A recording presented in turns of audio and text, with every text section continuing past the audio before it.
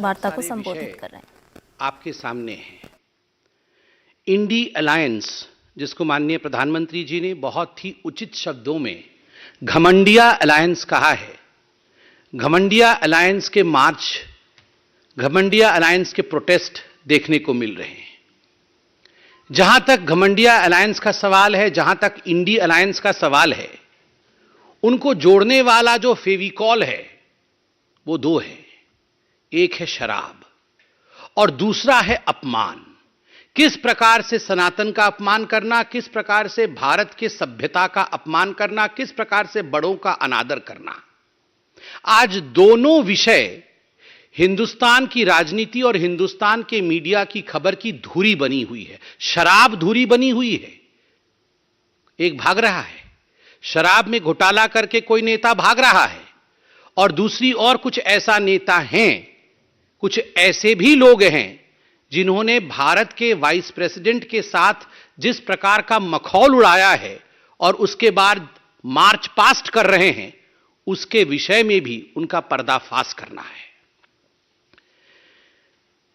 आप सभी जानते हैं और यह विदित है कि 2 नवंबर को शराब घोटाले को लेकर, एक्साइज पॉलिसी के स्कैम को लेकर अरविंद केजरीवाल को सेंट्रल एजेंसीज ने, ईडी ने, एनफोर्समेंट डायरेक्टरेट ने समन किया था कि अरविंद जी आइए, हम बैठेंगे आमने सामने, आपसे सवाल जवाब करेंगे। और ये जो करोड़ों का घोटाला हुआ है, और जहां तक करोड़ों का घोटाला हुआ है, ये कोई भारतीय जनता पार्टी के नाते हम नहीं कह रहे हैं, गिनती अभी तक चल रही है। 2 घोटाले हमने देखे हैं हाल फिलहाल में। मैंने क्यों कहा कि इंडी अलायंस को जोड़ने वाला फेविकॉल शराब है। शराब का पैसा अलमारी दर अलमारी 3 दिसंबर को मतगणना चल रही थी और नोट की गिनती भी चल रही थी। 350 करोड़ से अधिक की नोट की गिनती हुई थी और वो शराब का पैसा था। कांग्रेस के एक सांसद धीरज साहू जी के घर से निकला था। वहां तो गिनती सीमित हुई कि 350 से अधिक करोड़ रुपए उसके अंदर है। और जहां तक केजरीवाल जी के शराब का हिसाब किताब है, अभी तक गिनती चल रही है। सुप्रीम कोर्ट ने मनीष सिसोदिया के बेल के समय, रिजेक्ट करने के समय बड़े स्पष्ट शब्दों में कहा था कि there is an established money trail. Money trail है और एस्टैब्लिश्ड है, यह देश के सर्वोत्तम न्यायालय ने कहा। फिर भी आप अरविंद केजरीवाल जी की बेशर्मी को देखिए, आज भी भाग गए। 2 नवंबर को भागे थे, आज भी भाग गए।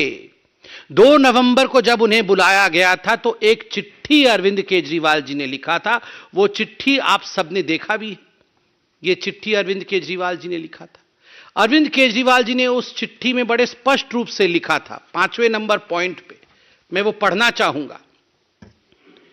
As the Chief Minister of the State of NCT of Delhi, I have governance and official commitments for which my presence is required, particularly in view of the Diwali festivities coming up in the second week of November 2023.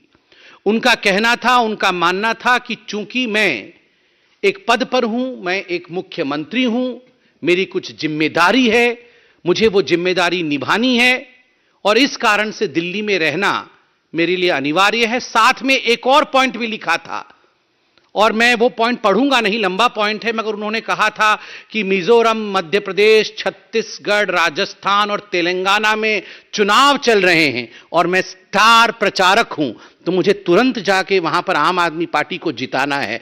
205 सीटें शायद लड़ी थी और जमानत जब्त सब सीटों में हुई ना। हाँ, कुछ 0.5% वोट ऐसा मिला है, 1% वोट भी नहीं मिला है।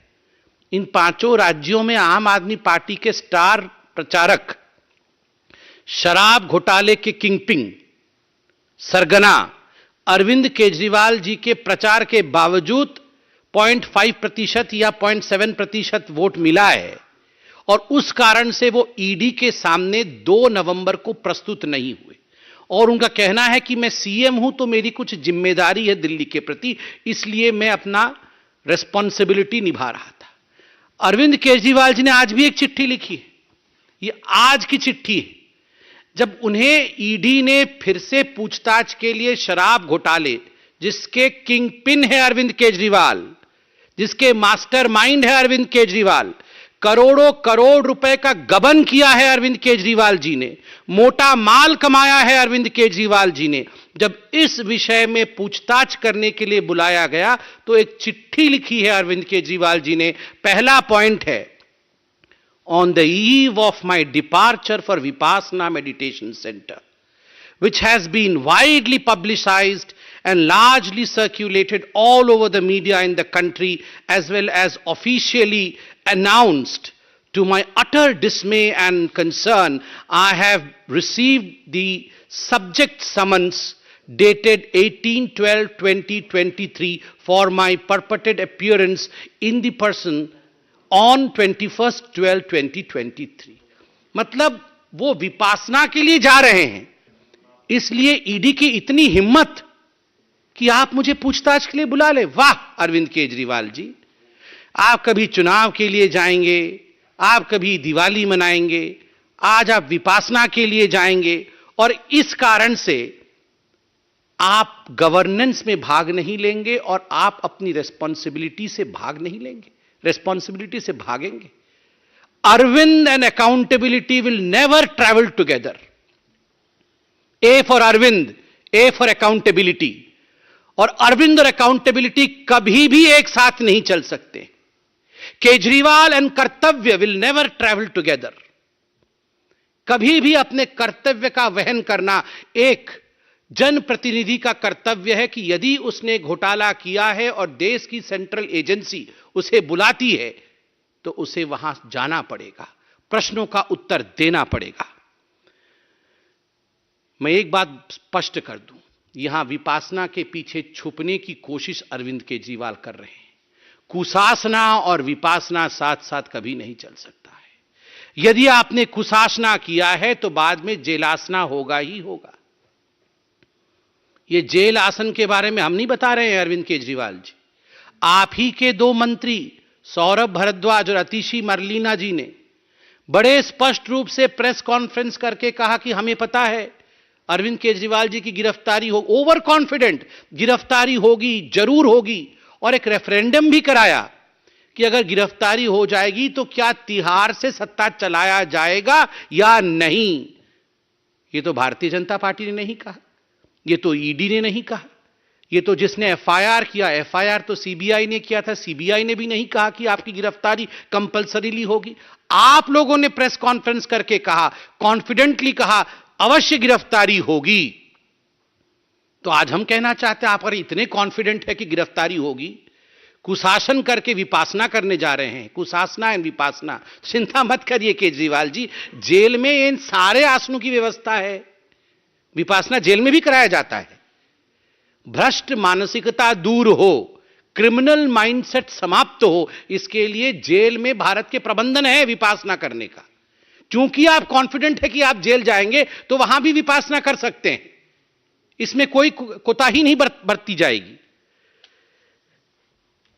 मैं बताता हूं क्यों वो ईडी के सामने नहीं जा रहे हैं।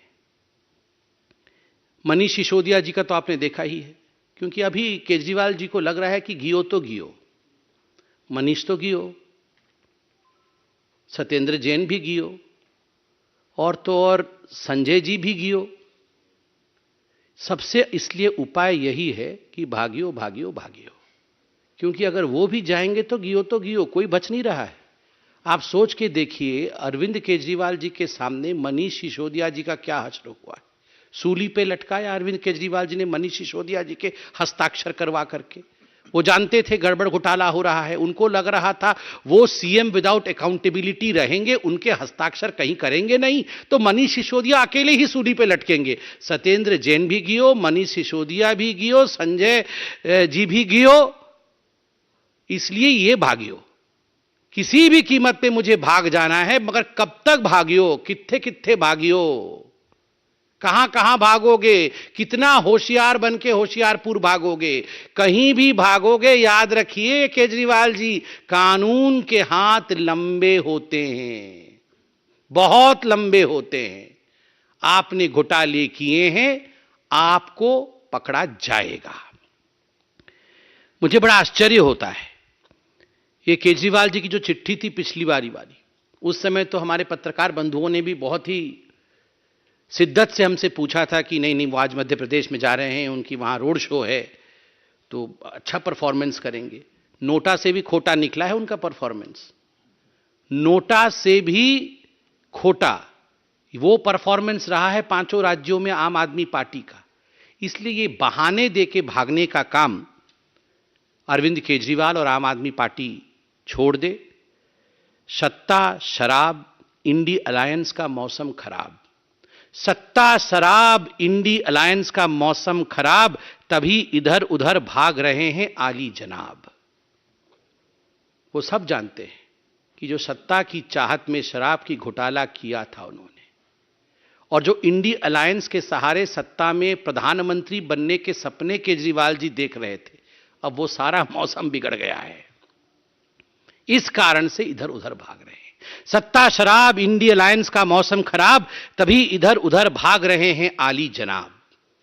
ये तो था एक फेविकॉल का जोड़ शराब का और अरविंद केजरीवाल जी की भागने की कहानी। मगर बड़े दुख के साथ मुझे कहना पड़ रहा है कि जो अभी मार्च चल रहा है तथाकथित इंडी अलायंस के सदस्यों का, घमंडिया अलायंस के सदस्यों का, vice president of India Jagdeep Dhankhar ji के साथ जिस प्रकार का व्यवहार किया गया है, जिस प्रकार से सार्वजनिक रूप से एक संवैधानिक उच्च पद पर प्रतिष्ठित व्यक्ति का अभद्रामी पूर्वक अपमान किया गया है, this is not just a political issue. यह केवल एक राजनीतिक विषय नहीं है।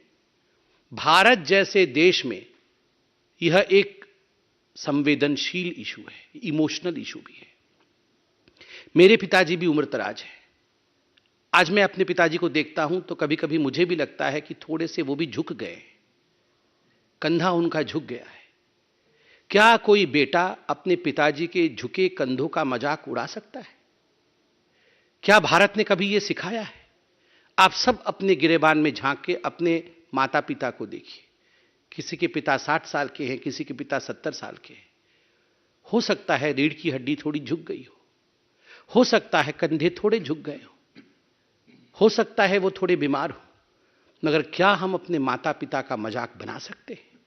संसद की उन सीढ़ियों पर, वो मंदिर की सीढ़ियां हैं, वो हिंदुस्तान की सभ्यता की सीढ़ियां हैं, उन सीढ़ियों में उकेरा गया है हिंदुस्तान की कहानी। उन सीढ़ियों पर कोई आम व्यक्ति नहीं, उन सीढ़ियों पर जनता द्वारा चुने गए संवैधानिक पदों पर बैठे हुए सांसदों द्वारा जब वाइस प्रेसिडेंट ऑफ इंडिया के साथ, भारत के उपराष्ट्रपति के साथ बॉडी शेमिंग किया जाता है, तो याद रखिए ये केवल वाइस प्रेसिडेंट ऑफ इंडिया, उपराष्ट्रपति भारत की बॉडी शेमिंग नहीं हो रही है, उन तमाम बुजुर्गों की बॉडी शेमिंग हो रही है जो हम अपने घरों में देखते हैं।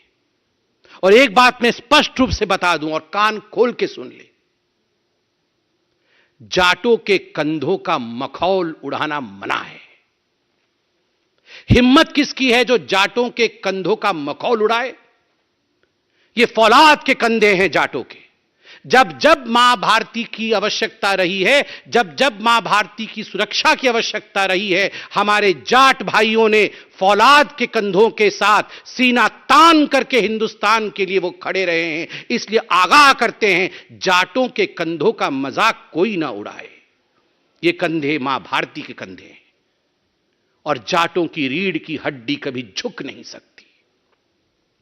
ये वो रीढ़ की हड्डी है जो हम सबको एक करके खड़ा करती है। इसलिए जाटों की रीढ़ की हड्डी झुक गई है, इसकी मिमिक्री करने की कोशिश करना यह अपमानजनक है, आपत्तिजनक है, दुखद है। यह राष्ट्रीय शौर के साथ खिलवाड़ है। किसको छोड़ा है इस कांग्रेस पार्टी ने? किसको छोड़ा है इन इंडी अलायंस वालों ने?